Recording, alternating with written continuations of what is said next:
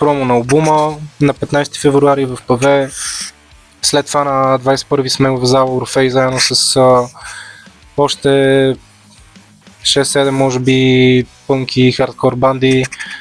На следващия ден сме в Grindhouse заедно с Невен. Това е една много яка млада банда от Сърбия, и Burial Side, които са всъщност представителите на едно зародило се тук в сцената напоследък и много набиращо сила Straight Edge движение от банди. Нещо, което доколкото знам дълго време е било замукнало и замряло.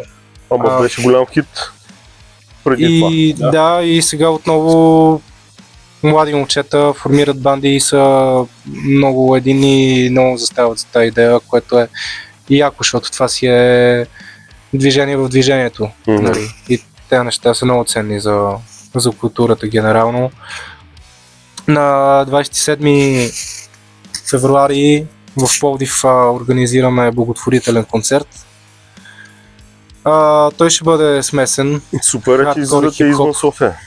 Да, тогава ще бъдем с Взрив, местната пловдивска класическа хардкор банда. DJ Skill ще бъде DJ Alphabet също. Аз и Бунта ще бъдем от към рап частта също така. И чакаме потвърждение от една нова банда, но с стари муцуни. Хардкор, която е много яка и даже би трябвало днес или утре да ми върнат обаждане да кажат дали просто ще имат тази възможност.